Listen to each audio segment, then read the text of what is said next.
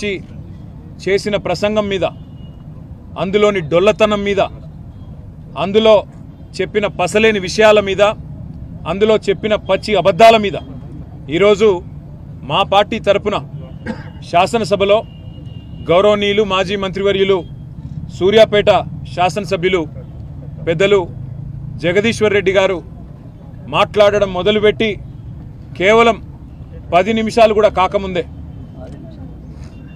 6 నిమిషాల లోపలనే ఈరోజు ఉద్దేశపూర్వకంగా అటు మంత్రులు ఇటు కాంగ్రెస్ పార్టీకి సంబంధించిన శాసనసభ్యులు రన్నింగ్ కామెంటరీ చేస్తూ ఆయన ప్రసంగానికి అంతరాయం కలిగిస్తూ ఇష్టం వచ్చిన కామెంట్స్ చేస్తూ ఉంటే జగదీశ్వర్ రెడ్డి గారు ఏమాత్రం సంయమనం కోల్పోకుండా చాలా చక్కగా రాష్ట్రంలో ఎండిపోతున్న పంటలు, రాష్ట్రంలో అధోగతి పాలైన వ్యవసాయం, రైతుల కష్టాలు, జరగని రుణమాఫీ, పడని రైతు బంధు ఇవన్నీ ఎండగడుతూ తన పద్ధతుల్లో చాలా స్పష్టంగా ప్రభుత్వానికి ఇవాళ ఒక హెచ్చరికలాగా రాష్ట్ర ప్రజల తరపున చేస్తుంటే అమలు కాని 6 గ్యారంటీలు, ఇచ్చిన 420 హామీల వాగ్దాన భంగం, వీటన్నిటి మీద విమర్శలతో ఇవాళ దాడి చేస్తుంటే తట్టుకోలేని ప్రభుత్వం ఈరోజు నీతిబాహ్యంగా నిస్సిగ్గుగా ఇవాళ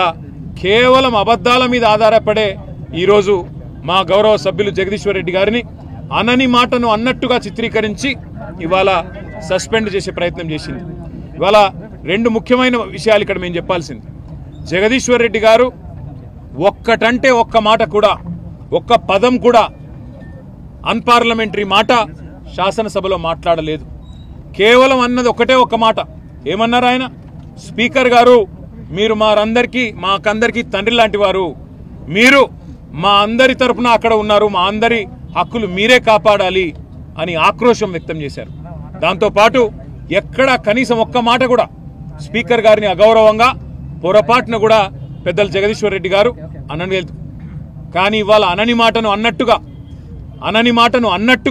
ఇవాళ జరగని తప్పునేదో తరిగినట్టుగా చిత్రీకరించి ఇవాళ మా గౌరవ సభ్యులు జగదీశ్వర్ రెడ్డి గారిని ఏదైతే ఈ సమావేశాలు ముగిసేంత వరకు సస్పెండ్ చేస్తున్నామని చెప్పి ఏకపక్షంగా నియంతృత్వ పోకడలతో ఈ రాష్ట్ర ప్రభుత్వం 5 గంటలు సభను వాయిదా వేసి ఢిల్లీలో ఉండే రేవంత్ రెడ్డి గారి ఆదేశం మేరకు గొంతు నొక్కి మా కనీసం ఉరిశిక్ష వేసే ముందు కూడా ఆ ఉరిశిక్ష ఎవరికైతే విధిస్తారో వారికి తమ వాదన చెప్పుకునే అవకాశం ఇస్తారు.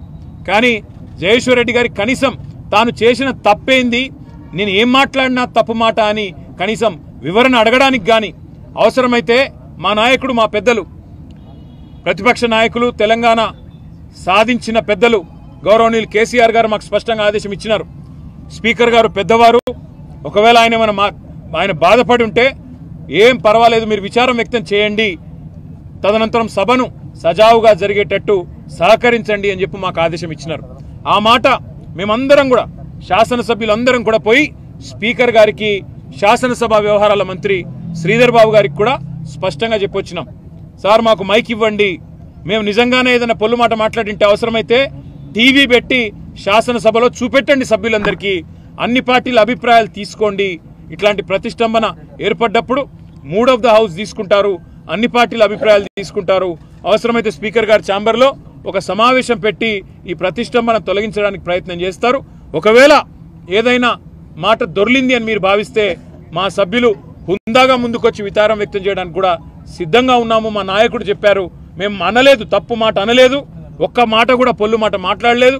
అయినా సరే స్పీకర్ గారి మీద ఉండే గౌరవంతో, ఆ పదవి మీద, ఆ రాజ్యాంగబద్ధమైన వ్యవస్థ మీద ఉండే గౌరవంతో మేము అవసరమైతే విచారం వ్యక్తం చేసి సభ సజావుగా జరగడానికి సహకరిస్తామని చెప్పి హుందాగా మేము పోయి స్పీకర్ గారికి, శాసనసభ వ్యవహారాల మంత్రి గారికి చెప్పినాం.